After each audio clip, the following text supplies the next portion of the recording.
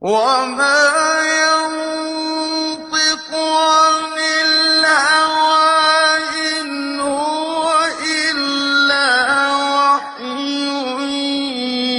يوحى علمه شديد القوى ذو مرة. بسم الله الرحمن الرحيم. الصلاة والسلام على أشرف المرسلين سيدنا محمد الأمين وعلى آله وصحبه أجمعين. اللهم علمنا ما ينفعنا وانفعنا بما علمتنا وزدنا علما يا أرحم الراحمين. أخرجنا اللهم من ظلمات الوهم وأكرمنا بنور الفهم وافتح علينا بمعرفة العلم وسهل أخلاقنا بالحلم واحشرنا في زمرة الصالحين يا أرحم الراحمين. Aujourd'hui, nous allons commenter la 28e rubrique du 3e chapitre de Sahih al-Bukhari, le chapitre relatif à la science. Et cette rubrique, l'imam al-Bukhari rahimahullah wa nafa'ana bi'ilmihi l'a intitulé Babul ghadabi fil maw'idati wa ta'lim idha ra'a ma yakrahu ou idha ra'a ma yakrah. Ensuite, il a cité le 90e hadith dans son Sahih et c'est le 79e dans Tajrid Sarih de l'imam Zabidi et dans lequel il a dit rahimahullah حدثنا محمد بن كثير قال أخبرنا سفيان, et ici il s'agit toujours de Sufyan Thawri, عن ابن أبي خالد عن قيس بن أبي حازم عن أبي مسعود الأنصاري قال قال رجل يا رسول الله لا أكاد أدرك الصلاة مما يطول بنا فلان فما رأيت النبي صلى الله عليه وسلم في موعظة أشد غضبا من يومئذ فقال يا أيها الناس إنكم منفرون فمن صلى بالناس فليخفف فإن فيهم المريض والضعيف وذا الحاجة. Ensuite, il a cité un deuxième et un troisième hadith. Le deuxième hadith, c'est numéro 91, et dans lequel il a dit حدثنا عبد الله بن محمد قال حدثنا أبو عامر قال حدثنا سليمان بن بلال المديني عن ربيعة بن أبي عبد الرحمن عن يزيد مولى المنبعث عن زيد بن خالد الجهني أن النبي صلى الله عليه وسلم سأله رجل عن اللقطة فقال اعرف وكاءها أو قال وعاءها وعفاصها ثم عرفها سنة ثم استمتع بها فإن جاء ربها فأدها إليه قال فضالة الإبل فغضب حتى احمرت وجنتاه أو قال احمر وجهه فقال وما لك ولها معها سقاؤها وحذاؤها ترد الماء وترعى الشجر فذرها حتى يلقاها ربها قال فضالة الغنم قال لك أو لأخيك أو للذئب. Le troisième hadith numéro 92 dans lequel il a dit rahimahullah حدثنا محمد بن العلاء قال حدثنا أبو أسامة عن بريد عن أبي بردة عن أبي موسى الأشعري قال سئل النبي صلى الله عليه وسلم عن أشياء كرهها فلما أكثر عليه غضب ثم قال للناس سلوني عما شئتم قال رجل من أبي قال أبوك حذافة فقام آخر فقال من أبي يا رسول الله فقال أبوك سالم مولى شيبة فلما رأى عمر ما في وجهه قال يا رسول الله إنا نتوب إلى الله عز وجل. Donc ce chapitre est intitulé sur la colère manifestée lors de l'exhortation ou l'enseignement lorsqu'on voit une chose répréhensible. Donc la colère manifestée par qui? Manifestée par le prêcheur, celui qui va donner une exhortation, ou par le savant lorsqu'il est questionné sur un sujet, ou notamment lorsqu'il voit quelque chose qui est répréhensible. Le hadith numéro 90, donc c'est pas la peine que je répète toute la chaîne de transmission, en tout cas le compagnon Abu Mas'ud al-Ansari relate en disant un homme dit ô messager d'Allah, il m'arrive parfois de ne pas accomplir la prière en commun tellement un tel s'attarde quand il nous dirige, ça veut dire quand il dirige la prière, quand il est imam. Je n'avais jamais vu le prophète sallallahu alayhi wa sallam se mettre dans une telle colère. Qui parle ici? Abu Mas'ud al-Ansari. Donc il a dit je n'avais jamais vu le prophète sallallahu alayhi wa sallam se mettre dans une telle colère pour exhorter les gens quand il dit ô vous les gens, vous faites fuir les autres Inna minkum innakum munaffirun. Vous faites fuir les autres. Celui qui dirige la prière pour les gens doit l'écourter, car parmi eux se trouve le malade, le faible et celui qui est pressé, ou celui qui il est pressé pour aller vaquer à ses occupations, il a une affaire urgente. Le deuxième hadith, numéro 91, Zayd ibn Khalid al-Juhani dit: un homme a interrogé le prophète sallallahu alayhi wa sallam sur la récupération d'une luqata. Et le luqata, c'est l'objet trouvé. Le prophète sallallahu alayhi wa sallam répondit: reconnais et souviens-toi de son matériel d'attache, ou il a dit de son contenant, et fais une annonce publique à ce sujet pendant 1 an. Puis utilise-le, mais donne-le à son propriétaire s'il vient. On parle ici de l'objet trouvé. Mais donne-le à son propriétaire s'il vient. Ensuite, la personne a posé des questions sur le chameau perdu. À ce sujet, le prophète sallallahu alayhi wa sallam s'est mis en colère et ses joues ou son visage sont devenus rouges. Alors, ses joues ou son visage, ça c'est le narrateur qui hésite. Est-ce que c'est ses joues ou son visage qui est devenu rouge? Donc, ses joues ou son visage sont devenus rouges et il a dit: ne t'inquiète pas, car il a son réservoir, en parlant du chameau, ne t'inquiète pas, car il a son réservoir d'eau et ses pieds, alors si on veut la bonne traduction, ses chaussures, ses chaussures, et il atteindra l'eau et mangera les feuilles d'arbre jusqu'à ce que son propriétaire le trouve. L'homme a ensuite posé des questions sur la brebis perdue. Le prophète sallallahu alayhi wa sallam répondit: c'est soit pour toi, soit pour ton frère, soit pour le loup. Le troisième hadith, numéro 92, Abu Moussa al-Ash'ari radiyallahu anhu dit: le prophète sallallahu alayhi wa sallam a été interrogé sur des choses qu'il n'aimait pas. Mais lorsque les interlocuteurs ont insisté, le prophète sallallahu alayhi wa sallam s'est mis en colère. Il a ensuite dit aux gens: demandez-moi tout ce que vous voulez. Un homme a demandé: qui est mon père? Le prophète sallallahu alayhi wa sallam répondit: ton père est Hudhafa. Puis un autre homme se leva et dit: qui est mon père, ô messager d'Allah? Il répondit: ton père est Salim, l'esclave affranchi de Shayba. Alors quand Omar vit cela, c'est-à-dire il vit la colère sur le visage du prophète sallallahu alayhi wa sallam, il dit: ô messager d'Allah, nous nous repentons auprès d'Allah, le puissant, le majestueux, de t'avoir offensé. Alors nous savons très bien qu'à la base, le savant, l'alim ou bien le prêcheur ne manifeste pas de colère contre ses étudiants, ses élèves, et même il convient qu'ils supportent parfois leurs écarts. Mais bien entendu, ces derniers aussi, ils doivent observer un certain respect pour le savant et ne pas le provoquer. Ne pas le provoquer par trop de questions ou par des questions, j'allais dire, stupides, ou des questions qui n'ont pas de rapport, en tout cas, avec quelque chose de réaliste ou quelque chose qui est important. Donc, tant que les étudiants ou les élèves ou ceux qui posent la question ne provoquent pas le savant, ne le mettent pas en colère, lui, bien entendu, il va se comporter d'une manière naturelle et en étant très avenant vis-à-vis d'eux. Alors, dans cette rubrique, l'imam al-Bukhari, rahimahullah, va avancer des arguments selon lesquels le savant peut manifester de la colère, soit lors de l'exhortation, le mu'idha, ou lors de l'enseignement, s'il voit quelque chose de déplorable. Et bien entendu, il faut que sa colère soit manifestée pour Dieu, et non pas pour sa propre personne. C'est-à-dire pour une cause qui revient à la religion, et non pas pour une cause qui revient à lui-même. Et donc c'est pour cela que l'imam Bukhari a intitulé cette rubrique « Babul ghadabi fil maw'idhati wa ta'lim », donc chapitre relatif à la manifestation de la colère dans l'exhortation ou dans l'enseignement, idha ra'a ma yakrah, si le savant ou l'exhortateur voit quelque chose qui est déplorable. Alors, ce qu'il faut savoir, c'est qu'il y a deux types de colère. Il y a une colère qui représente un sentiment, bien entendu, où la personne est contrariée, et à partir de là, donc, voilà, il est dans une situation pas agréable.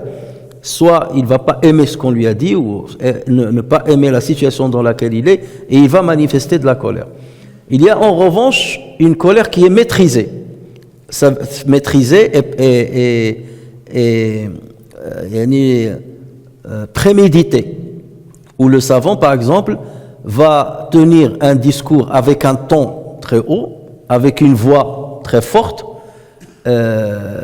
lors de son prêche ou lors de ses exhortations.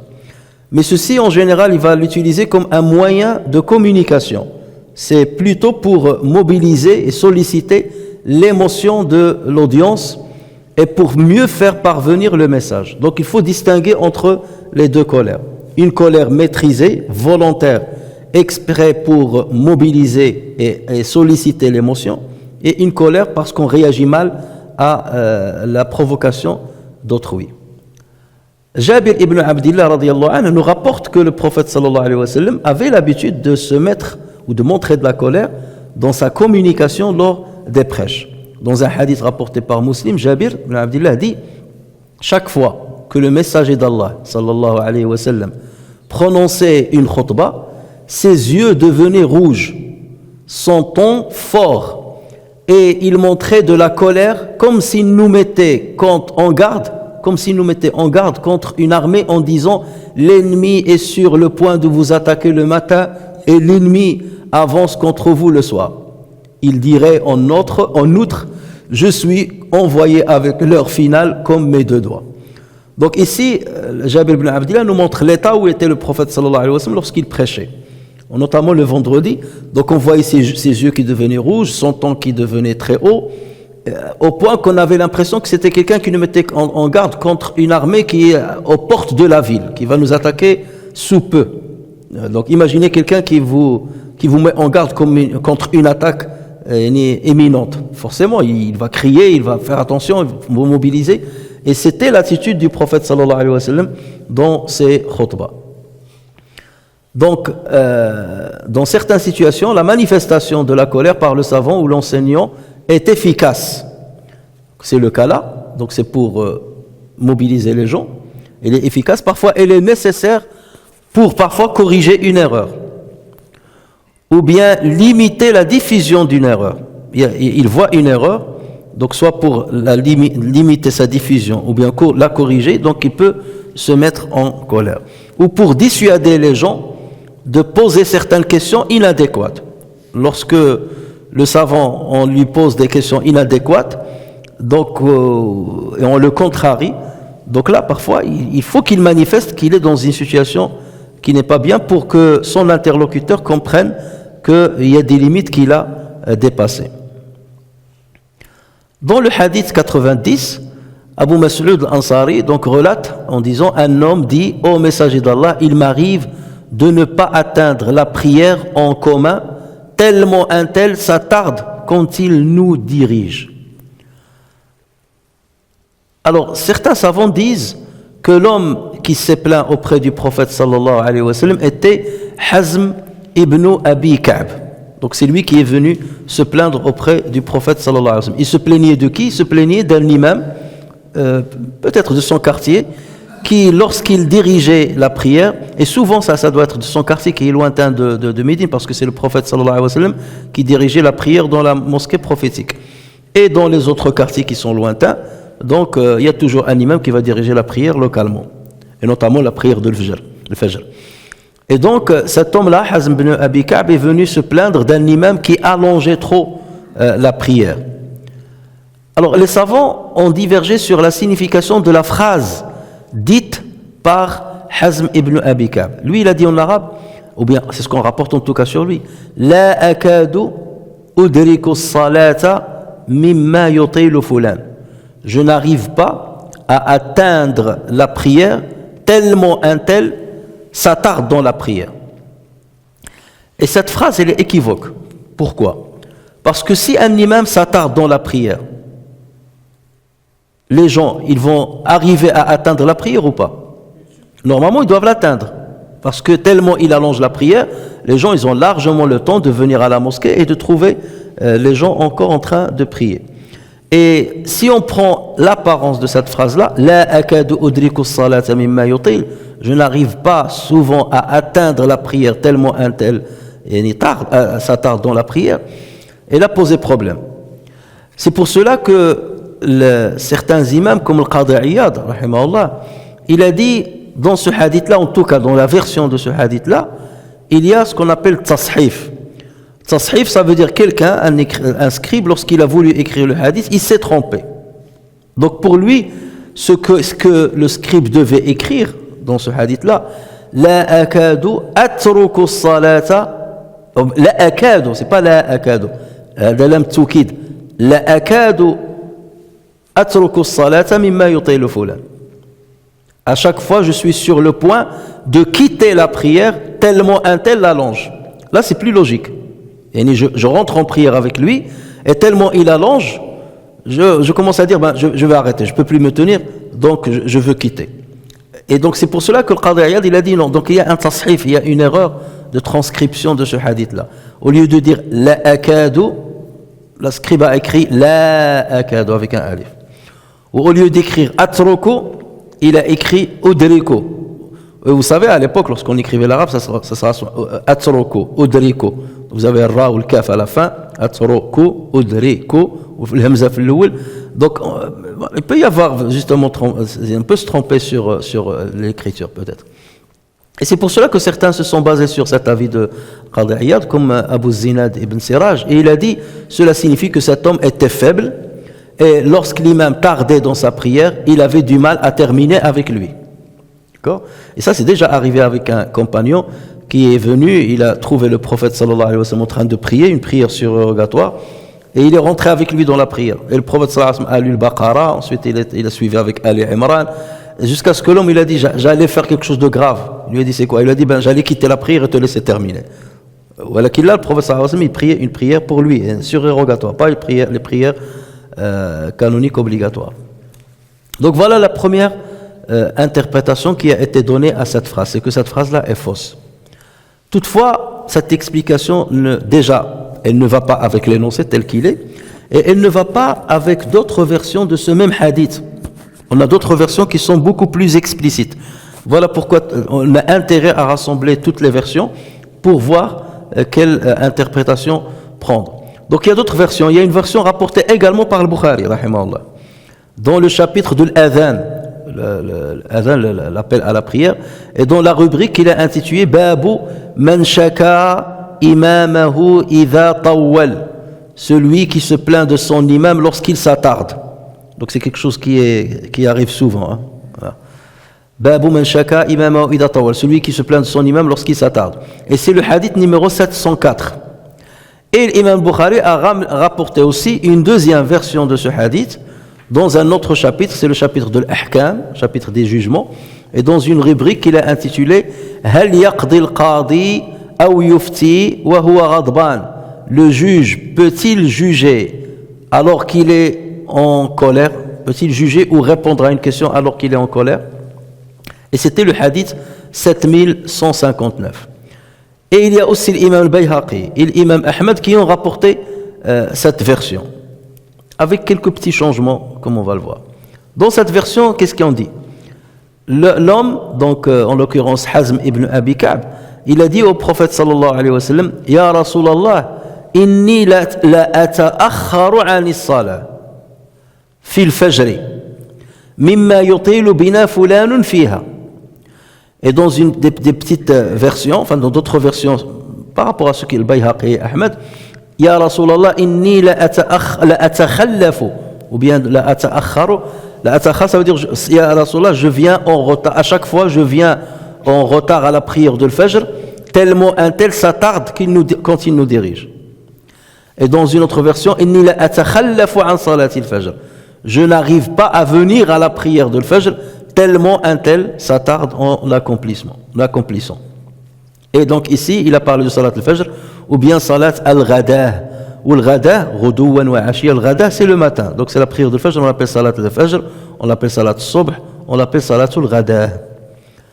Donc ici, vous voyez que avec cette version-là, c'est plus compréhensible. Parce que qu'est-ce qu'on comprend de cette version? On comprend en fait que l'homme ne supportait pas la longueur de la prière de cet imam. Tellement il tardait, donc qu'est-ce qu'il fait? Surtout pendant le Fajr. Donc qu'est-ce qu'il se dit? Comme je n'arrive pas à tenir avec cet imam, donc je vais tarder chez moi. Je vais tarder à venir à la mosquée. Comme ça, je vais essayer de venir juste pour rattraper la dernière raka'a. D'accord? Puisque man adraka raka'a faqad adraka salat. Si j'arrive à rattraper la deuxième raka'a, j'ai attrapé toute la prière. Donc lui, c'est ce qu'il faisait. Et il dit, puisqu'un tel il s'attarde trop, ou je ne peux pas le suivre, donc je reste chez moi. Et je vais sortir à la dernière minute. Mais le problème, c'est que lorsque tu sors à la dernière minute, qu'est-ce qui risque d'arriver? Hein? Il se peut qu'il ait terminé la prière. Et dans ce cas-là, tu udriku salat. Et c'est ça, la akadu udriku. Ça veut dire, il m'arrive souvent de ne pas atteindre la prière du groupe à cause de celui-là. C'est parce qu'il allonge que je viens tardivement, exprès. Je ne peux pas venir très tôt parce que si je viens très tôt, je dois le suivre. Et si je le suis, je vais fatiguer. Donc je tarde. Et lorsque je tarde, parfois il lit rapidement, ou là il lit des petites sourates. Et là, lorsque j'arrive, je trouve qu'ils ont déjà terminé. Alors que s'il raccourcissait sa prière, je vais venir toujours à l'heure. Lorsqu'il y a l'adhan, je me fais mes ablutions, je vais à la mosquée. À chaque fois, je vais rattraper la prière. Donc c'est à cause de lui que je retarde ma sortie de la maison, et c'est à cause de lui que je rate parfois ma prière. Donc là, on comprend mieux la signification de la phrase. Et donc là, on comprend de udriku salah, il m'arrive de ne pas atteindre la prière en commun tellement un tel s'attarde. Alors Abu Moussa al-Ansari dit, je n'avais jamais vu le prophète sallallahu alayhi wa sallam se mettre dans une telle colère pour exhorter les gens quand il dit. Donc dès que cet homme-là s'est plaint, le prophète sallallahu alayhi wa sallam s'est mis en colère. Et là, il a commencé à exhorter les gens avec une grande colère. Et regardez ce que dit Abu Moussa al-Ansari. Je n'ai jamais vu le prophète sallallahu alayhi wa sallam se mettre dans une telle colère pour exhorter les gens. Et il dit, oh vous les gens, innakum munaffirun, vous faites fuir les gens, les autres. Celui qui dirige la prière pour les gens doit l'écourter, car parmi eux se trouve le malade, le faible et celui qui est pressé. Qu'est-ce qu'on tire de ce témoignage de Abu Moussa al-Ansari? La première chose, c'est qu'on comprend, c'est que le prophète sallallahu alayhi wa sallam n'avait pas l'habitude de se mettre en colère. Parce qu'il a dit, je n'ai jamais vu le prophète sallallahu alayhi wa sallam se mettre dans une telle colère. Ça veut dire déjà, c'est que le prophète sallallahu alayhi wa sallam, rarement, il se mettait en colère. Et là, sur une plainte de quelqu'un sur une affaire religieuse. Donc on voit que ce n'est pas quelque chose qu'il a touché lui-même. Quelqu'un l'a critiqué ou là, quelqu'un l'a insulté. Il est en train de lui dire, voilà, un tel il allonge trop la prière au point que je n'arrive pas à le joindre. Et là, le prophète sallallahu alayhi wa sallam s'est mis en colère. Donc s'il s'est mis en colère, c'est bel et bien pour passer un message fort. C'est qu'il a vu quelque chose qui est déplorable. Et il ne veut pas que cette chose-là se répande. Certains savants disent, c'est parce que le prophète sallallahu alayhi wa sallam a déjà conseillé les musulmans, ou surtout les imams, de ne pas trop allonger la prière. Et on a un autre hadith dans lequel quelqu'un est venu se plaindre de Mu'adh ibn Jabal. Il lui a dit, Mu'adh, il dirige la prière dans notre quartier et il l'allonge trop. Et le prophète sallallahu alayhi wa sallam a convoqué Mu'adh et il l'a grondé, il l'a réprimandé. Il a dit, Fattanun anta ya Mu'adh. Dans une version, Afattanun anta ya Mu'adh. Tu veux commettre la fitna ya Mu'adh? Tu es quelqu'un qui fait la fitna Mu'adh. Donc il a déjà eu affaire à ce genre de plainte. Et parce que le prophète sallallahu alayhi wa sallam a déjà conseillé les gens, et là il remarque qu'il y a un autre imam qui continue de faire pareil, c'est pour ça qu'il s'est mis en colère. Et bien entendu, lorsque tu te mets en colère, c'est pour dire, là, si je vous là, l'interdiction que je vous dis d'allonger la prière, là, c'est quelque chose de grave. Parce que je peux te dire, n'allonge pas la prière beaucoup. Si je la fais comme ça doucement, tu vas dire, ouais, ben, il n'est pas très en colère, donc de temps en temps, oui, je peux me permettre. Mais là, s'il se met vraiment en colère, n'allongez pas la prière, vous faites fuir les gens, là, les mots sont forts, et le ton est fort, et la colère est forte, donc tu comprends que là, j'ai dépassé les limites. Et le prophète sallallahu alayhi wa sallam, donc il utilise ce moyen-là de colère justement pour limiter la propagation de quelque chose qui est répréhensible par l'islam, qui n'est pas accepté par Dieu. Donc voilà pourquoi il s'est mis en colère. Dans son discours, regardez, le prophète sallallahu alayhi wa sallam, il a dit, Ya ayyuhan nas, innakum munafirun. Oh vous les gens, vous faites fuir les gens. Il ne s'est pas adressé à l'imam en question. Parfois, il peut s'adresser à l'imam en question. C'était le cas de Mu'adh. Il s'est adressé directement à lui. Mais dans ce cas-là, il ne s'est pas adressé à lui. Il s'est adressé à tout le monde. Et il a dit, Innakum munafirun. Or, tous les gens ne sont pas des imams, notamment des prières obligatoires. Ils sont imams pour eux-mêmes peut-être, mais pas des prières obligatoires. Il n'y en a que quelques-uns. Mais là, c'est pas pour ne pas mettre dans l'embarras l'imam en question. Parce que si tu t'adresses, donc là aussi le prophète sallallahu alayhi wa sallam prend en compte la sensibilité et la susceptibilité que peut avoir une personne. Avec Mu'ad, c'était son élève, il était proche de lui, et il lui dit à Mu'ad, Wallahi inni la uhibbuk, par Dieu, je t'aime. Donc là, il pouvait se permettre de lui parler avec force, directement. Mais lorsqu'il s'agit de quelqu'un qui risque d'être susceptible, là, le prophète sallallahu alayhi wa sallam, il adapte le discours. C'est pour cela qu'il s'est adressé à tout le monde. Ça veut dire que même l'imam, si l'imam est là, et a priori il était là, parce que le but c'est que le prophète sallallahu alayhi wa sallam fasse transmettre le message à lui, donc il ne l'a pas cité pour ne pas le gêner devant tout le monde, et il s'est adressé à tout le monde, donc ça va atténuer de l'impact de la colère sur cet homme-là, s'il était présent, parce qu'il va dire, oh ben là il s'adresse à tout le monde, il ne s'adresse pas qu'à moi, sinon il va être vraiment dans une grande humiliation devant tout le monde. Donc vous voyez encore que le prophète il maîtrise sa colère, c'est pas une colère parce que autrement il aurait pu lui parler directement. Donc ça veut dire qu'il maîtrise sa colère, puisqu'il a dit, oh vous les gens. Ensuite le prophète sallallahu alayhi wa sallam a conseillé ceux qui dirigent la prière de l'écourter pour ne pas gêner parmi les orants ceux qui ne peuvent pas supporter la longueur de la prière pour différentes causes. Et ici il a cité 3 causes.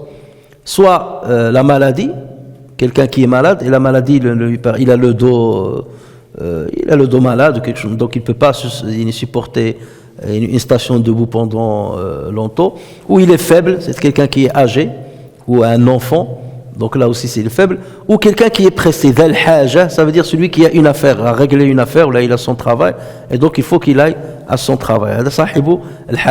Ces 3 catégories n'aiment pas que la prière soit très longue. Cependant, certains, lorsqu'ils entendent ce hadith-là, ils risquent de critiquer n'importe quel imam pour lui dire, tu allonges la prière. Regarde le prophète sallallahu alayhi wa sallam comment il conseille d'écourter la prière, d'accord, de ne pas trop la rallonger. Donc nous, comment on va savoir, à partir de quand on va dire tel imam a trop allongé la prière ou il a accompli la prière d'une manière correcte? Comment on va le savoir? Quel est le repère chez nous? C'est la prière du prophète sallallahu alayhi wa sallam. C'est lui le repère. Et d'autant plus que les compagnons, lorsqu'ils rapportent sur le prophète sallallahu alayhi wa sallam, ils disent que sa prière était courte, n'était pas très longue. Anas ibn Malik radiyallahu anhu, il rapporte dans un hadith authentifié par al-Bukhari et Muslim en disant, la ma sallaytu wara'a imamin qattu akhaffa salatan wa la atamma min an-nabiy sallallahu alayhi wa sallam wa in kana la yasma'u buka'a as-sabiy fayukhaffifu makhafata an tuftana ummuh.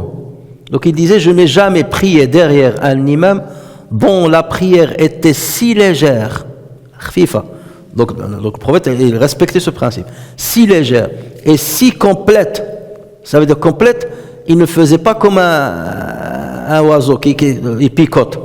Lorsqu'il fait le recours, il marque un temps d'accalmie, après il se lève, il marque la position debout, il baisse, donc il est complète. Et en même temps, elle était légère. Donc je n'ai jamais dit à Anas ibn Malik, je n'ai jamais prié derrière un imam dont la prière était si légère et si complète que le prophète sallallahu alayhi wa sallam. Lorsqu'il entendait les pleurs d'un enfant, il allégeait la prière par peur que sa mère soit perturbée. Donc là, il allège la prière encore plus que d'habitude lorsqu'il entend le cri, les pleurs d'un enfant. Pourquoi? Regardez ce qu'il dit. Makhafata an tuftana ummuh, par peur que sa mère soit perturbé. On aurait pu dire que pour que l'enfant ne soit pas perturbé, mais vous avez des enfants, il peut pleurer pendant 1 heure, il n'y a pas de problème. Parfois c'est un bras de fer avec les parents pour qu'ils l'écoutent. Mais là le prophète sallallahu alayhi wa sallam dit par peur que sa mère, parce que c'est la mère, la pauvre qui toujours, dès que l'enfant pleure, ça y est, pour elle c'est la fin du monde. Même si l'enfant il a bien mangé, il est bien nourri, et il est bien propre, mais il crie. Normalement, tu le laisses crier. Ça sert à rien Et pourquoi tu cries? Il n'y a pas de raison, donc tu le laisses pour qu'il apprenne à ne pas utiliser ça comme un chantage. Parce qu'il y a des petits enfants qui utilisent les pleurs comme chantage contre leurs parents. Et ils arrivent justement à dominer leurs parents avec ça. Les enfants, ils sont très rusés parfois.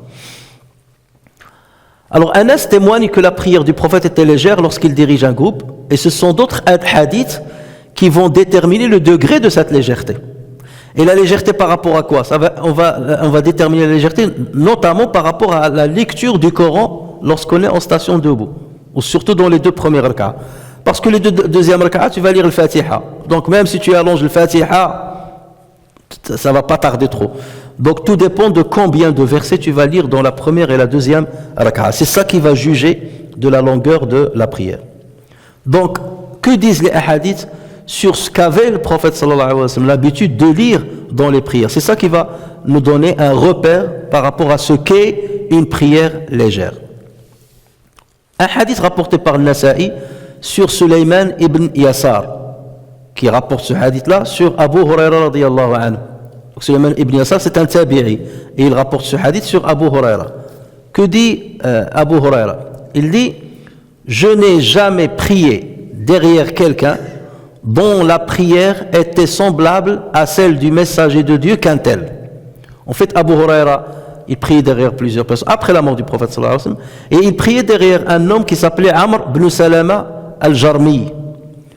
Et Abu Huraira, il a dit: je n'ai jamais prié derrière quelqu'un dont la prière ressemblait exactement à celle du prophète que cet homme-là. Donc, Sulayman ibn Yasar est allé prier plusieurs jours derrière cet homme-là pour voir à quoi ressemblait donc la prière du prophète sallallahu alayhi wa sallam. Donc lui, il témoigne, il dit, donc Ibn Yasar, il dit, il a allongé les 2 premières rak'at, mais ce qu'il faut comprendre, c'est que j'ai prié derrière lui, et voilà ce que faisait cet homme-là. Il a allongé les 2 premières rak'at de Dhuhr. Il a allégé les 2 autres. Ça, c'est normal. Il a allégé le Asr. Lorsqu'il dit il a allégé le Asr, ça veut dire que le Asr, il est plus court que Dhuhr. Donc Dhuhr est plus long que l'Asr. Il récitait le Mufassal courte à l'Maghrib, à la prière de l'Maghrib. Le Mufassal, ça commence d'où à où? Le Mufassal, c'est la dernière partie du Coran. C'est depuis Surat al-Hujurat jusqu'à la fin du Coran. Et là, il parle de Sirar al-Mufassal. Sirar al-Mufassal, c'est au Duha vers le bas. C'est ce qu'il lisait dans la prière de Al-Maghrib. Il récitait parmi le Mufassal moyen Al-Isha. Donc Al-Isha, c'est plus le Mufassal, le moyen. Al-Amma yatasa'alun, Shamsi wa duhaha, Al-Ataka hadithul ghashiyah, Wal-Layli idha yarsha. C'était ça, le moyen, pendant l'Isha. Et il récitait les Mufassal longues à Subh. Donc le Mufassal long à Subh. Le Mufassal long, donc ça va être quoi? Ça va être Surat al-Hujurat, ça va être Surat al-Dhariyat, ça va être Surat al-Tur. Il les récitait pendant As-Subh. Ça veut dire que cette Surat-là, il va la diviser en 2. Une moitié, la première, ou un peu plus que la moitié, la première rak'a, et la deuxième moitié, la deuxième. Donc vous voyez, la prière la plus longue, c'est celle de Subh. Celle qui lui fait suite, c'est celle de Dhuhr. D'accord? Ensuite, celle de l'Asr. Ensuite, celle de l'Isha. L'Isha, elle est à peu près pareille que celle de l'Asr. Et c'est la prière de l'Maghrib qui est la plus courte. Et celle de l'Fajr, c'est celle qui est la plus longue. Pourquoi celle de l'Maghrib est la plus courte? Il y a 2 raisons. D'abord, le temps de prière, il est très court. Donc il ne faut pas l'allonger parce que le temps de prière est limité. Deuxièmement, parce que parmi ceux qui prient derrière toi, il se peut qu'il y ait quelqu'un qui jeûne. Et donc qui veuille rompre rapidement son jeûne. Donc tu les courses pour qu'il puisse aller rompre son jeûne. Donc c'est pour ça qu'il faut réfléchir toujours à ceux qui sont derrière. Il y a dans d'autres récits, je ne vais pas m'attarder, on arrivera peut-être un jour à étudier ces récits-là. Il est rapporté que le prophète sallallahu alayhi wa sallam récitait Surat Qaf pendant Subh. Ça c'est un hadith rapporté par Muslim. Dans un autre hadith rapporté par Ahmed, Surat Al-Waqi'a. Donc vous voyez qu'on est toujours à peu près dans le Qaf, on est juste, on est dans le Mufassal. Al-Waqi'a, on est dans le Mufassal. Pendant la prière de Subh, il est aussi rapporté qu'il récitait entre 60 et 100 versets. Ça veut dire 30 le premier, ou bien jusqu'à 50, et 30 jusqu'à 50 dans le deuxième verset. Et ça, c'est un hadith rapporté par Al-Bukhari et Muslim. Donc, nous voyons bien que, donc là, on a un repère. Donc, quelqu'un qui, par exemple, pour la prière de l'Fajr, il va lire un rubu', il n'a pas beaucoup lu. Un tumoun plus un tumoun dans la deuxième, il n'a pas beaucoup récité. Sa prière, elle est très courte. Donc il faut faire très attention. Et selon certains savants, pourquoi le prophète sallallahu alayhi wa sallam, il allongeait la prière de Subh? Pour plusieurs raisons. La première, déjà, pour que les gens puissent venir tranquillement à la mosquée. Parce qu'à l'époque, il n'y avait pas les alarmes pour se réveiller tôt. Donc il y avait l'adhan. Donc imagine, l'adhan s'est lancé. Après la personne va se réveiller, le temps d'accomplir ses besoins, le temps de peut-être chauffer l'eau pour faire les ablutions, le temps d'arriver à la mosquée. Donc là, le prophète sallallahu alayhi wa sallam, lorsqu'il priait, il allongeait la prière pour que les gens aient assez de temps pour venir rattraper la prière. C'est une raison, la prière de l'Fajr. Alors que pour les autres prières, on est déjà éveillé, ou là on est au travail, ou là, donc on vient normalement rapidement. Et on sait à quelle heure la prière se situe. C'est pas comme lorsqu'on dort. On peut ne pas se réveiller rapidement. La deuxième chose, c'est parce que Qur'an al-Fajr kana mashhouda. Inna Qur'an al-Fajr kana mashhouda. Ça veut dire que les anges participent à la prière de l'Fajr. Et ça, c'est normalement le croyant qui entend ça, que les anges participent en grande masse à la prière de l'Fajr. Un croyant qui croit aux anges, il a l'impression qu'ils sont là. C'est comme s'il les voit. Même si tu ne les vois pas de l'œil, tu les vois avec ton cœur. Le basé, la dire que les voit. Et donc forcément, tu prends un plaisir à réciter le Coran. Ils sont avec toi. Et ils sont en ta compagnie. Donc quelqu'un que tu aimes, tu maintiens le maximum de temps en sa présence. Tu ne vas pas écourter le rendez-vous avec lui. Donc là, tu es avec eux, ils sont à côté de toi. Donc forcément, tu prends ton temps. Troisième chose, c'est parce que les gens, ils viennent se réveiller, ils ne vont pas vaquer tout de suite à leurs occupations en général. Les gens, ils attendent le lever du soleil pour commencer à travailler. Donc on prend tout le temps, on a assez de temps donc pour prier tranquillement. Après, donc il restera peut-être peu de temps pour le lever du soleil, ceux qui veulent rester là, ou quelqu'un rentre chez lui pour manger avant de vaquer à ses occupations. Donc voilà pourquoi la prière de l'Fajr, elle ne gêne personne, parce qu'il n'y a personne qui a une affaire à régler théoriquement dans le Fajr. Ça, je parle de l'époque. Mais aujourd'hui, bien entendu, il y a des gens qui travaillent à n'importe quelle heure. Il faut donc respecter, ce qu'on comprend, il faut respecter donc la sunna du prophète sallallahu alayhi wa sallam, qui est celle d'écourter les prières, tout en respectant ce que le prophète sallallahu alayhi wa sallam faisait. Et l'autre sunna, c'est de prendre en compte ceux qui prient derrière toi. Et parfois, tu peux lire moins que ce que lisait le prophète sallallahu alayhi wa sallam, si le contexte te l'impose. Je vois par exemple chez nous ici, le mardi, le jeudi, il y a des cours pour les enfants pour apprendre le Coran, c'est des petits enfants. Donc il ne convient pas, lorsque tu as beaucoup d'enfants, les parents ils restent pour prier l'Isha, d'allonger trop l'Isha. Les enfants ils sont perturbateurs et perturbés, ils ne peuvent pas tenir longtemps. Ada il bouge, Ada il gigote, Ada il commence à tirer l'oreille à son copain, les parents veulent rentrer. Donc là, il faut avoir de la dextérité, de l'intelligence pour écourter au maximum, parce qu'il y a beaucoup d'enfants. Ou des parents qui veulent rentrer chez eux, ou des mamans qui viennent récupérer leurs enfants, ils veulent prier et partir. Donc ce genre de considération, il faut les prendre en compte. Il y avait un mariage à la mosquée, on a mangé, ou là il y a à manger et tout ça, donc tu ne vas pas allonger la prière, ou les gens ils veulent manger, ou là ils ont mangé, ils veulent partir. Donc il y a des considérations qu'il faut prendre en compte dans ce genre de circonstances. Il faut avoir justement de l'intelligence à ce niveau-là. Ça c'est le premier hadith. Le deuxième hadith, Zayd ibn Khalid al-Juhani dit: un homme a interrogé le prophète sallallahu alayhi wa sallam sur la récupération de l'uqata. Alors, parmi les grands objectifs de l'islam, on en a cité souvent 5 objectifs: préserver la vie, préserver la religion, préserver la raison, préserver la filiation et préserver les biens matériels des gens. C'est pour ça que l'islam interdit le vol, il interdit le riba, il interdit la tricherie. Pourquoi? C'est pour préserver les biens des gens. Et parfois, les gens peuvent perdre un bien. Tu as une montre, tu l'as perdue, tu as ton téléphone, tu l'as perdu, ton ordinateur, tu l'as oublié, tu l'as fait tomber. Et l'islam est là pour protéger tes biens matériels. D'accord? Donc, l'uqata, c'est quoi? L'uqata, huwa ma yultaqatu min al-ard. L'aqata, ça veut dire il a pris du sol quelque chose. D'accord? On l'appelle l'uqata. D'ailleurs, même lorsqu'on trouve un enfant, un nouveau-né, certaines mères, malheureusement, lorsqu'ils ne veulent pas de l'enfant, quelque chose comme ça, ils accouchent et ils le posent quelque part. Comment on appelle cet enfant lorsqu'on le trouve? On l'appelle laqit, al-laqit, parce qu'on l'a trouvé par terre. D'accord? Donc l'uqata, c'est tout ce qui a été récupéré par terre. Mais religieusement parlant, l'uqata, elle doit avoir une certaine valeur. tu as perdu 1 euro, la 50 centimes, ça c'est pas, on va pas la considérer, elle rentre pas dans le cadre de l'oqata d'important. Tu la prends et tu la mets dans ta poche et c'est bon. Tu as trouvé quelque chose qui est banal, qui n'a pas de valeur, c'est pas un problème. Là, lorsqu'on parle de l'oqata, les décrets relatifs à l'oqata, il faut que l'objet ait de la valeur. Une montre, un téléphone, quelque chose qui a de la valeur quand même. Pas beaucoup de valeur, même une valeur moyenne, où tu as trouvé un sac, un portefeuille avec des cartes, avec de l'argent qui est dedans. Donc là, ça a de la valeur. Donc un homme a interrogé le prophète sallallahu alayhi wa sallam sur l'oqata.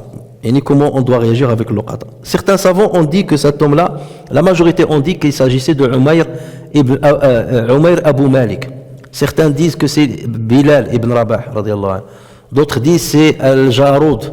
Et d'autres ont dit c'est Souaïd ibn Uqba. Donc il y a eu divergence sur qui. Peu importe en tout cas, c'est quelqu'un qui a posé la question au prophète sallallahu alayhi wa sallam. Et donc il voulait savoir comment procéder avec un objet qu'il a trouvé et qu'il a ramassé par terre. Le prophète sallallahu alayhi wa sallam, qu'est-ce qu'il lui a dit? Il lui a dit, il faut d'abord prendre en compte tous les détails relatifs à l'objet trouvé et s'en souvenir. Pourquoi? Pour 2 raisons. D'une part, c'est-à-dire les détails. Supposons que tu as trouvé un téléphone, la couverture du téléphone, comment on appelle ça? Couverture, là? Hein? La coque, voilà, la coque du téléphone. Tu appuies, tu vois l'écran d'accueil, qu'est-ce qu'il y a dans l'écran d'accueil, la marque, des choses comme ça. Comme ça, si quelqu'un, un prétendu propriétaire se présente à toi, tu vas le questionner. Parce que lorsque tu vas dire, j'ai trouvé un téléphone portable qui coûte 1000 euros, là tu auras 40 personnes qui vont venir te dire, c'est le mien. Enfin, je ne parle pas de la mosquée forcément, les gens ils sont honnêtes, mais supposons à l'extérieur, tout le monde veut. Donc là, tu as besoin des détails relatifs à l'objet trouvé pour tester si la personne est véridique ou pas. Ça, c'est la première chose. Et deuxième chose, pour que l'objet ne se mélange pas à un objet que tu possèdes, qui ressemble à un objet que tu possèdes, pour que ce ne soit pas mélangé. Je ne sais quoi, une montre, ou supposons il y avait une promotion sur une montre, ou c'est une montre qui ressemble à la tienne. Donc dans ce cas, il faut pas la mélanger avec la tienne, donc tu dois savoir les caractéristiques que cette montre a pour ne pas la mélanger avec la tienne. Donc voici les 2 raisons pour lesquelles le prophète sallallahu alayhi wa sallam, il lui a dit de distinguer les caractéristiques de l'oqata et de s'en souvenir. Il a alors parlé de l'wika. L'wika, c'est quoi? C'est le fil avec lequel l'objet est attaché. Ça peut être par exemple une clé, et il y a un wika, ça veut dire un fil avec lequel on est attaché. Ou ça peut être un sac ou quelque chose comme ça, on l'a attaché avec un fil. Donc le prophète il a donné quelques exemples. Il a parlé du wika. Le narrateur il a dit, ou bien il a dit wi'a'aha. Ou l'wi'a c'est le contenant. L'wi'a c'est le contenant. Ou bien il a dit ifasaha. Ou l'ifas c'est aussi le contenant selon les savants. Donc en tout cas le prophète sallallahu alayhi wa sallam il a cité 2 choses, soit le fil qui l'attache, soit le contenant. Donc ça peut être un sac dans lequel il y a des choses qui sont importantes. Et donc le prophète sallallahu alayhi wa sallam a demandé à ce qu'ensuite la personne fasse une annonce publique pour dire j'ai trouvé un objet, sans le montrer, j'ai trouvé un objet, donc il cite l'objet, et après il attend si un propriétaire potentiel se déclare. Alors si ce dernier se déclare et il prouve que l'objet lui appartient bien, donc il doit lui donner son objet. Et il continue à lancer cette annonce, il est dans les majami' an-nas lorsque les gens sont réunis ou là, lorsqu'il parle à des gens, donc à chaque fois il rappelle ça, mais pendant 1 an. Si 1 an après personne ne se présente, donc l'objet il devient le sien, sauf si le propriétaire apparaît après. Ça veut dire le propriétaire peut apparaître, je ne sais pas combien de temps après, ça lui appartient, c'est son bien. Donc tant qu'il l'a, celui qui l'a trouvé, il doit lui rendre. Mais à partir d'1 an, il n'est plus obligé de faire les annonces publiques. J'ai attendu pendant 1 an, j'ai fait des annonces publiques pendant 1 an, maintenant ça y est, je ne suis plus obligé de faire les annonces publiques. Donc j'utilise cette chose. Voilà. Et si jamais cette chose, lorsque tu l'utilises, elle perd sa valeur, et que le propriétaire apparaît après, je la lui rembourse. Voilà. Alors ensuite, le hadith dit, ensuite la personne a posé des questions sur le chameau perdu. Donc au départ il a parlé de l'oqata, ensuite il a dit, et un chameau perdu, qu'est-ce qu'on en fait? Et c'est à ce sujet que le prophète sallallahu alayhi wa sallam s'est mis en colère. Pourquoi il s'est mis en colère? Pourquoi il s'est mis en colère? Il s'est mis en colère et son visage ou bien ses joues sont devenues rouges. Parce que l'homme qui a posé la question, il donnait l'impression qu'il voulait mettre la main sur le bien des autres. Il parle de l'oqa. Si vous trouvez quelque chose par terre, vous faites comme ça, vous faites l'appel. Et lui, il lui a dit, et si c'est un chameau? Dès qu'il va voir un chameau, il va sauter dessus. Il attend que le prophète lui dise la même chose. Et là, il va partir. À chaque fois qu'il trouve un chameau tout seul, il va mettre la main dessus. Et c'est pour ça que le prophète, c'est une question, j'allais dire, c'est une question bête. Et ça a énervé le prophète sallallahu alayhi wa sallam. Zama quoi, tu veux tout rafler? Dès que tu trouves qu'un chameau, le chameau n'est pas pareil que l'oqata. C'est pas du tout pareil. Donc tu veux tout prendre. Donc là, c'est pour ça que le prophète sallallahu alayhi wa sallam s'est mis en colère. Et deuxièmement, c'est que le chameau n'est pas pareil que l'oqata. Le chameau, c'est un animal qui est indépendant. Il peut aller brouter l'herbe très loin. D'accord? En général, il se rappelle de l'endroit où il a été élevé. Donc il peut revenir. D'accord? Et c'est pour ça d'ailleurs le prophète sallallahu alayhi wa sallam lui a dit, il a son ventre, donc il n'a pas besoin de quelqu'un pour l'abreuver, il n'a pas de quelqu'un pour le faire manger, et il n'a pas de quelqu'un pour le lever. C'est pas comme l'oqata, il n'a pas de pied. C'est pour ça le prophète sallallahu alayhi wa sallam a dit, il a ses chaussures, donc il peut marcher par lui-même, jusqu'à ce que le propriétaire le retrouve, ou jusqu'à ce qu'il revienne à l'endroit, à sa maison quelque part, à son lieu de résidence, j'allais dire. Donc c'est pour ça le prophète sallallahu alayhi wa sallam a dit wa ma laka wa laha. Si on veut, alors là la traduction, ne t'inquiète pas, il y a la vraie traduction, ma laka wa laha, qu'est-ce que tu as à voir avec le chameau? Laisse-le tranquille. Wa ma laka wa laha ma'aha siqa'uha wa hidha'uha taridu al-ma' wa tar'a al-shajar fadharha hatta yalqaha rabbuha. Donc il lui a dit, qu'as-tu à voir avec le chameau? Car il a son réservoir d'eau et ses chaussures, et il atteindra l'eau et mangera les feuilles d'arbre jusqu'à ce que son propriétaire le trouve. Donc là, le prophète sallallahu alayhi wa sallam est en train de lui dire, le chameau, c'est pas pareil. Tu n'as pas à faire un raisonnement par analogie. Tu ne peux pas comparer l'oqata dont je viens de parler avec un chameau. Ce sont deux choses qui sont différentes. Et quelque part, le prophète sallallahu alayhi wa sallam, il accuse l'intelligence de ce compagnon qui a posé la question. Et il dit, raisonne un petit peu, c'est pas du tout la même chose. Alors, siqa, ma'aha siqa'uha, as-siqa, soit ça fait, certains disent ça fait référence au gros ventre, siqa, donc c'est ce qu'on remplit avec l'eau. D'autres ils disent siqa, c'est le long cou, parce que le chameau, avec le cou, il va aller, soit à côté d'un point d'eau, pour boire de l'eau. Donc certains disent siqa, ça fait plus référence à son cou. Ou l'hidha, ça veut dire il a ses pattes avec lesquelles il peut marcher pour aller à la destination qu'il souhaite atteindre. L'homme, il a posé la question là, le prophète s'est mis en colère. Donc là, il a compris. Donc le chameau, oui, je comprends, il est grand et tout ça. L'homme a ensuite posé des questions sur la brebis perdue maintenant. D'accord, le chameau, je comprends, mais la brebis. Voilà, là on voit qu'il est quand même intelligent, parce qu'il dit la brebis n'est pas pareille que le chameau. Pourquoi? Et là, d'ailleurs, le prophète sallallahu alayhi wa sallam, quelque part, il lui a répondu. Il n'a pas répondu avec colère comme lorsqu'il a parlé du chameau. Là, il a répondu normalement. Donc là, il lui a dit, laka, la brebis, elle sera pour toi. Aouli akhik, ou c'est quelqu'un d'autre qui va la prendre, ou bien son propriétaire, ou quelqu'un d'autre. Aoui dhib, ou bien le loup qui va la prendre. Voilà. Pourquoi? Parce qu'il y a une différence entre justement la brebis et le chameau. La brebis ne peut pas vivre indépendamment. Un loup, il peut l'attaquer. Un chameau, le loup ne peut pas attaquer un chameau. Donc il est préservé même 2 jours, 3 jours. Il n'y a pas des grands félins qui peuvent l'attaquer. Donc il n'y a pas de risque pour lui. En revanche, la brebis, elle peut être attaquée. Donc c'est là où le prophète sallallahu alayhi wa sallam dit, dans ce cas, tu la récupères, la brebis. Tu la récupères. Pourquoi? Parce que sinon, elle risque d'être prise par un loup. D'accord? Ou il risque de se perdre. La brebis ne reviendra pas à son maître, à son berger. C'est pas comme le chameau. Donc là, c'est un autre cas de figure. Et là, le prophète sallallahu alayhi wa sallam ne s'est pas mis en colère, mais il a commencé à lui expliquer. D'accord? Alors, si le propriétaire donc trouve un mouton, une brebis, donc il la prend. D'accord? Si le propriétaire se présente, donc il la lui rend. Certains savants chez les Malikites, ils disent, ça serait bien même qu'il donne hadik la brebis fi sabilillah, il la donne en aumône. Ou d'autres disent, non, il peut la garder et donner sa valeur en argent, la sortir fi sabilillah, en aumône. Sortir sa valeur en aumône fi sabilillah, et la garder. Si maintenant le propriétaire apparaît plusieurs jours après, voire même un an après, il doit la lui rendre. Mais le propriétaire doit lui payer la nourriture qu'il a perdue pour elle, l'autre. Parce qu'il a pris chez lui, donc il lui a donné à boire, à manger et tout ça. Donc l'autre, il doit lui rembourser ce qu'il a perdu pour elle. Sinon, il ne lui redonne pas. Et il y a des petites divergences. Donc le but, c'est pas de rentrer dans ce... C'est un sujet qui est très vaste et il y a beaucoup de divergences entre les écoles. Et le but, c'est ne pas de trop tarder là-dessus aujourd'hui. Peut-être on en parlera une autre fois.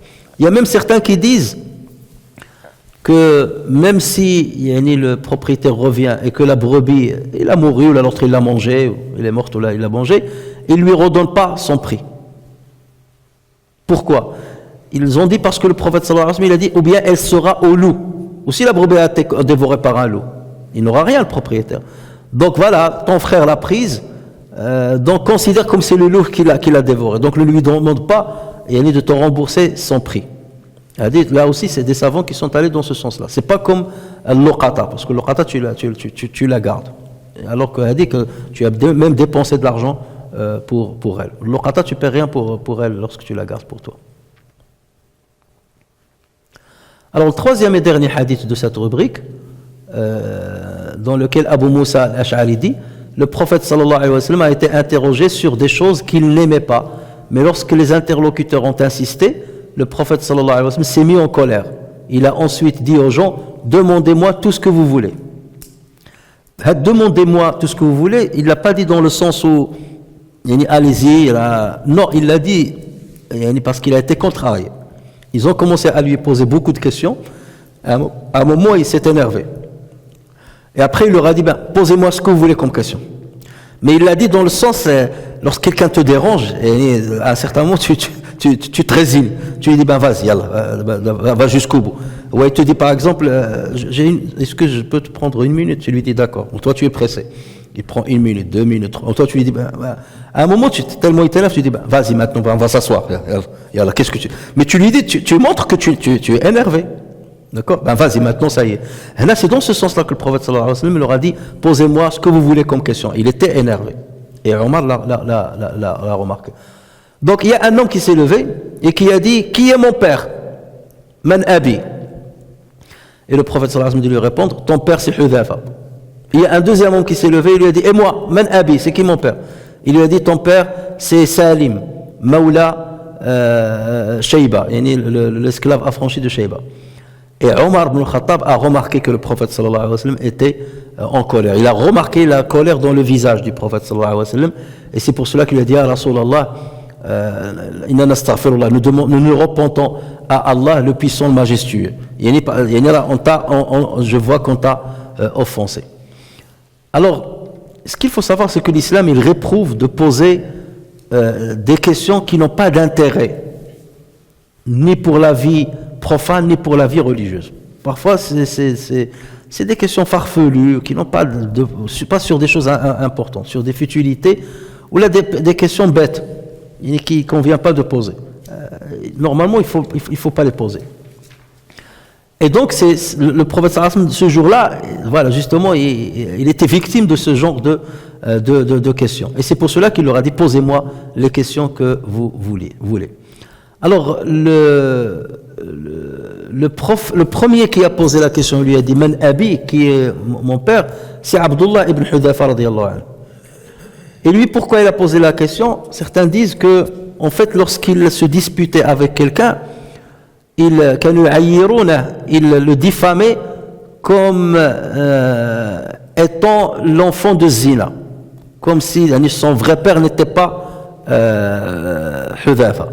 Donc c'est pour cela que lui, il a profité de cette position-là, lorsque le prophète a dit, posez-moi ce que vous voulez comme question.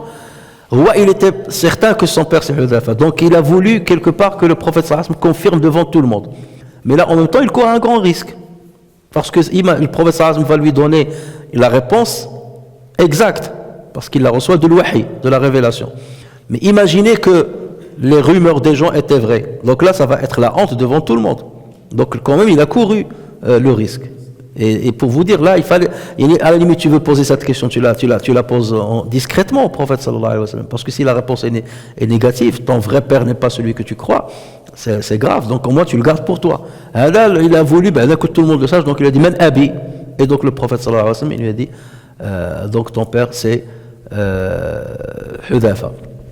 Et la deuxième personne qui a posé la question, c'est Sa'd ibn Salim.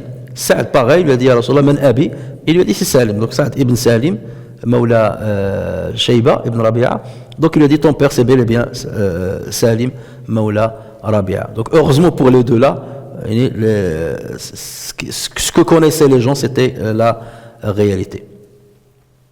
Alors de ce hadith là, on comprend, l'imam Bukhari veut nous faire comprendre que l'imam ou le savant qui répond à la question, en l'occurrence c'est le prophète sallallahu alayhi wa sallam, a le droit de se mettre en colère lorsqu'on lui pose trop de questions, lorsqu'on lui pose des questions qui n'ont pas de lien avec l'objet de son exposé ou de son cours ou de son enseignement. Toi tu parles d'un sujet, à la fin tu dis est-ce que vous avez des questions, il te pose une question qui n'a rien à voir avec le sujet. Au moins la personne demande l'autorisation. J'ai une question mais qui n'a pas de rapport avec ce que vous venez de dire. Est-ce que j'ai le droit de la poser? Là au moins si tu vois qu'il te donne l'autorisation, oui. Si tu te dis non, on veut se limiter à ça, vaut mieux se limiter à ça. Donc toujours lorsqu'on sort de ce qui est convenable, il faut demander l'autorisation. Lorsque tu vois par exemple, tu appelles celui à qui tu veux poser la question à un moment où normalement on dort, après dort, ou là le soir à 23h, ou là à 21h, pour lui poser des questions banales, qu'est-ce que tu attends de lui? Ici, il a le droit de se mettre en colère, tu ne peux pas lui en vouloir de se mettre en colère.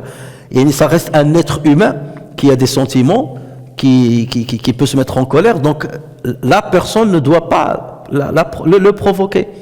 Donc choisir le bon moment, tu ne viens pas lui poser des questions alors qu'il est en train de manger. Et c'est pour ça que la rubrique La yaqdi al-qadi, le juge ne doit pas juger lorsqu'il est en colère. Parce que parfois lorsqu'il est en colère, il peut juger quelque chose de dramatique. La personne, il mérite 1 mois de prison, et tu dis un an, comme ça je ne vois plus son visage.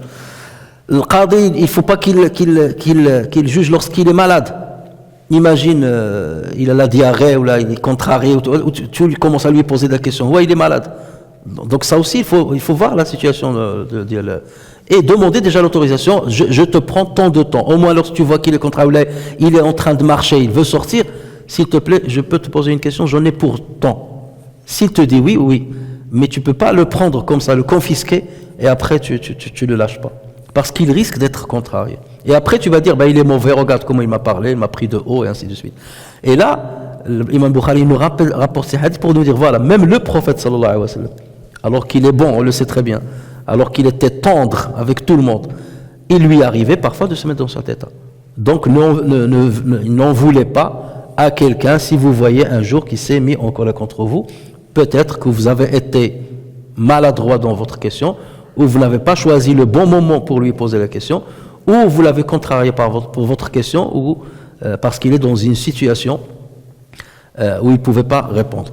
Et Allah Azza wa Jal, même dans le Coran, Ya ayyuhalladhina amanu la tas'alu an ashiya'a in tubda lakum tasu'kum. Oh les croyants, ne posez pas des questions sur des choses qui, si elles vous étaient divulguées, vous mécontenteraient. Surtout lorsque le wahy était en train de descendre, il ne fallait pas poser trop de questions parce que certaines choses auraient pu être licites. Allah Azza wa Jal les rendrait illicites à cause de votre question. Et ça, c'est les pires des personnes qui ont posé une question sur quelque chose qui était licite, ou elle est devenue illicite à cause de leur question. Donc c'est dans cette situation qu'Omar radiyallahu anhu, il a calmé le prophète sallallahu alayhi wa sallam, et il s'est, quelque part, il s'est avancé comme s'il était le représentant de tout le monde. Ouais, c'est pas, lui, il n'a pas dit quelque chose qui contrariait le prophète sallallahu alayhi wa sallam, mais il a pris le devant et il lui a dit Inna natubu ila Allah. Et dans la version qu'on verra la prochaine fois, il s'est mis sur ses genoux. Il s'est mis sur ses genoux, il est tombé sur ses genoux et il lui a dit Aladina billahi rabban wa bil islami dinan wa bi Muhammadin nabiyyan sallallahu alayhi wa sallam nabiyya.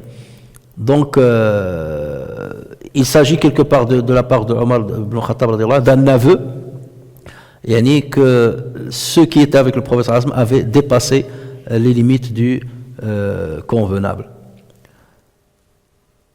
Et donc, comme je vous ai dit, dans un autre hadith rapporté par le Bukhari, le prophète sallallahu alayhi wa sallam a dit le juge ne doit pas juger entre deux personnes alors qu'il est en colère.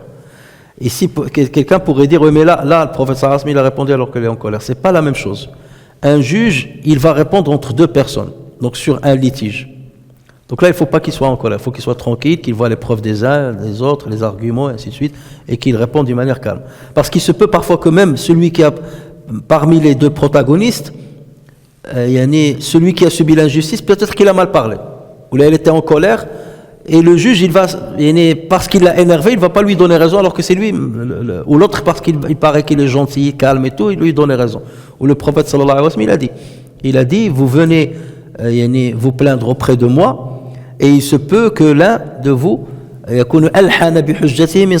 soit plus éloquent dans la présentation de ses arguments que son frère. Et il se peut que je lui donne raison.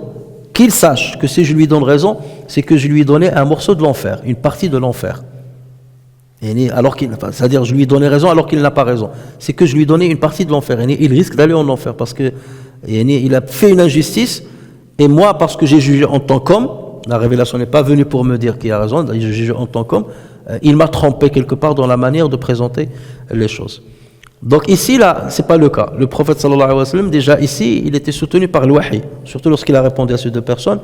Le wahi qui lui disait, oui, c'est le fils, bien, son père c'est bien un tel, c'est bien un tel. Donc même lorsqu'il est en colère, le prophète sallallahu alayhi wa sallam, il sait très bien ce qu'il fait, ce qu'il dit. Et ça, on l'a déjà vu dans l'introduction de ce cours-là. Certains, ils ont dit, n'écrivez pas sur le prophète sallallahu alayhi wa sallam des hadiths, parce que parfois il peut être en colère, il peut être... et donc parfois il peut dire certaines choses qu'il ne voulait pas dire, et le prophète sallallahu alayhi wa sallam il a dit non, uktub, écris ce que je dis, parce que la colère quelque part ne m'atteint pas, elle ne me fait pas perdre la raison. Donc la colère du prophète sallallahu alayhi wa sallam était bel et bien contrôlée, et il l'utilisait justement pour réprimander, pour corriger ou pour limiter la diffusion d'une maladresse. Est-ce que pour terminer donc nous, en tant que personnes qui demandons aux savants des questions, il faut qu'on prenne en compte justement ces éléments-là pour ne pas poser la question à n'importe quel endroit, ou pour ne pas poser n'importe quelle question, et pour ne pas la poser à n'importe quel moment. Choisir le bon moment, choisir le bon endroit, et choisir les bonnes questions, ou en tout cas la manière de les présenter.